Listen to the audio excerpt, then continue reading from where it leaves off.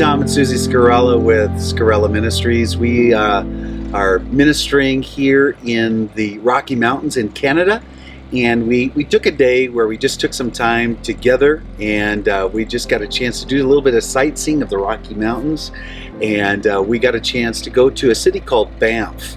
And the city of Banff is right in the middle of the Rocky Mountains, and then we go right from here to our meetings to minister in Red Deer, Alberta. This is Alberta, Canada, and it's colder than what we're used to in Florida, but so far it's just been a wonderful time of just getting to see the nature. And so we're going to show you some video footage here that'll really bless you guys. I think you'll really enjoy it. And these meetings that we're coming up upon, it's going to be so powerful. The expectation is amazing, and people are coming in from all over the country, and so it's going to be really good. So bless you. Enjoy this. The Rocky Mountains are such a gorgeous area of all of North America. People don't realize how big they are. They're the largest mountain range that we have anywhere in North America. Often people just think of the Rocky Mountains being in the Colorado part of the United States. However, it really goes all the way from northern Canada all the way down to the southernmost part of the US. So the length of range of the Rocky Mountains is really well more than 3,000 US miles.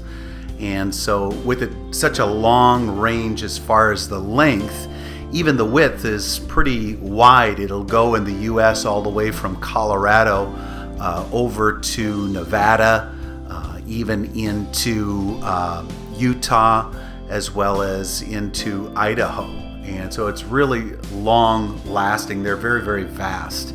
They take strange tours there in Canada with these strange buses. And these strange buses kind of slash excavation or excursion vehicles taken from one end to the other.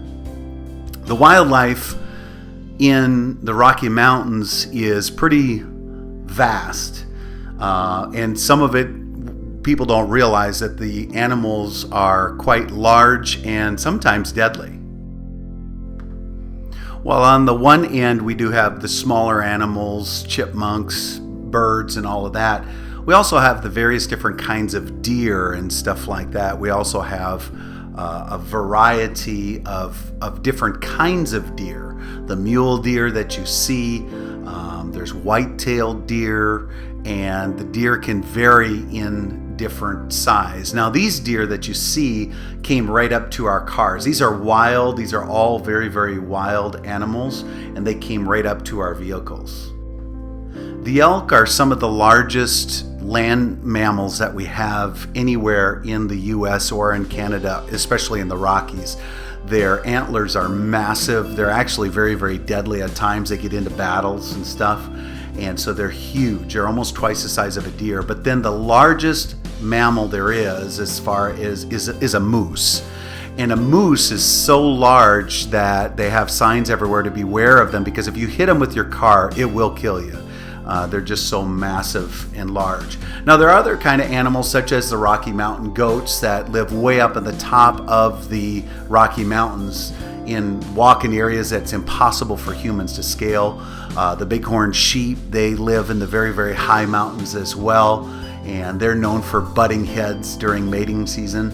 And then of course everybody knows of the grizzly bear, and they're pretty plentiful up there, and they'll leave you alone, but people don't realize how fast they are and how large they are. They can be as big as 1,500 pounds or 9.5 feet, almost 10 feet in height. There have been grizzlies known to have grown as large as 12 or even 15 feet in height. Then there's the ever-present wolves. Now there are many different kinds of wolves that live there in the Rockies. There's the timber wolves and the gray wolves. They're very seclusive. An Indian would call it a privilege if you saw one even in your entire life. The mountain lions, very similar. They're very seclusive by themselves. But then we have the small red foxes. Those are very plentiful. They attack a lot of things such as rabbits and smaller little prey as well. Hey, it's Tom and Susie. We are here in Banff right now in Alberta, and we're just having a blast. We're shooting some video here and just taking some time in between ministry. And so going to get something to eat and gonna have a great time. Thanks so much. Bless you guys. Susie and I began our trip in Banff, Alberta, going up into a gondola. And we took it, and it took us up to some of the highest mountain peaks that there are there in the Canadian Rockies. Some of the Canadian Rockies are quite large in their height, such as the one that you see being 14,400 feet. That's one of the biggest ones that there is. And whereas in the U.S. we have a little bit larger ones in Colorado. However, by and large, the Canadian Rockies tend to be a little bit larger and even much more secluded than in the U.S. So in Canada, a lot of people don't know that Canada is literally a tenth of the size of the United States. Canada has a population from coast to coast of about 35 million people, whereas the U.S. is over 350 million people. We almost have 400 million people, and so we're more than 10 times their size. So their Rocky Mountains are a lot less populated than ours have become over the years. Some of the wildlife that I showed you earlier in pictures and stuff like that live right where you are looking right now, into the various different parts of the mountains. Some of the more wooded areas tend to have more things such as elk, moose, grizzly bear, and other kinds of bear. There are many different kinds of bear. Grizzly just happens to be the largest of the bear family. And the grizzlies go from the more shallow Rocky Mountains down to the rivers and creeks, as well as the lakes, because they love to fish and they eat a lot of berries. They don't tend to like to have to eat meat, but they will eat meat if it's proven available in front of them. Typically, the streams and the rivers that you see all start way in northern Canada, even some of them even farther north than Canada, in what we call the Lapland. And it runs, these mountain rivers run, they're very, very, very cold. And they run all the way down through the U.S., empty themselves all the way down into the Gulf of Mexico even. So Susie and I have been here in the Rocky Mountains here in Canada now the last couple of days, and we kept coming across this big mountain. And we noticed how, enormous this mountain was. A beautiful mountain. It's like the icon of the Rockies right here. And so we inquired about it, and here we found out in the 1840s a man of God by the name of Robert Rundle came here, kind of like an explorer. He ended up starting a church, had a great ministry. And in fact, Susie and I went to the church that he founded, and we had a chance. We prayed there and we blessed it and stuff like that. And we went over this mountain that's just over my shoulder, literally. And this icon here of the Rockies, it's just an amazing place. It's just beautiful. And we just found it very, very ironic that of all things, here it was a man of God, that the number one most well-known mountain is named after him. And so we were so blessed by that. And so some of the video footage you're going to see here is from Mount Rundle, that was named that in the 1840s after this great man of God. When Susie and I got there to the area of Banff, we just had a feeling of God's presence there, and we saw it prevalent wherever we were, and we were just wondering, as far as there had to be a place, there had to be somebody that did something as far as a man or a woman of God that just poured out their life to minister to those people of the far west. And so this is the western part of Canada, and it was pretty desolate, and it was pretty rugged and rough, just as the U.S. was in the 1800s and the early 1900s as well. And as you can tell, quite a bit of it has been very much still preserved from anyone really going there. I mean, it's very obvious that you can see very few people have been there over the years.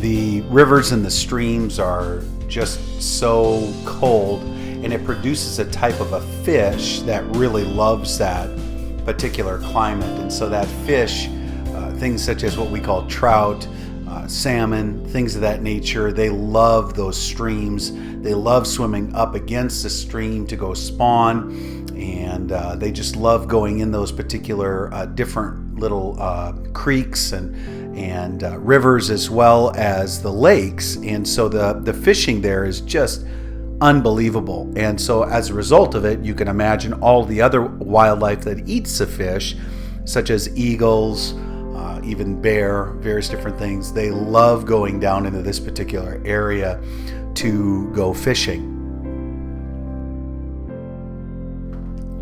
There were some early explorers back in the 1800s that found this area, and they were great people, great explorers. Actually, many of them loved the Lord, and they found an underground cave, and that was in there that produced sulfur and all of this different stuff, natural gases.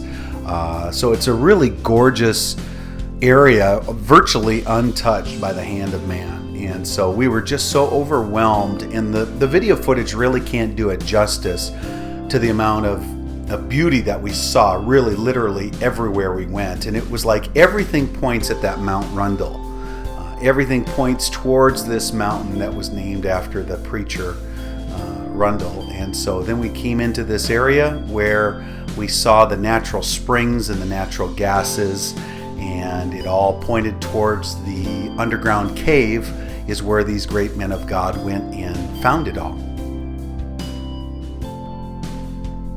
We started our revival meetings in a city very close to Banff called Red Deer, and it was just a great outpouring of the Holy Spirit. We saw many people touched with the power and presence of God, very hungry and thirsty people that came from many hundreds of miles away, some of them as far away as over 1,000 miles. And every night we preached and just really stirred the people for revival fire. We saw so many different miracles. The miracles were just off the chain.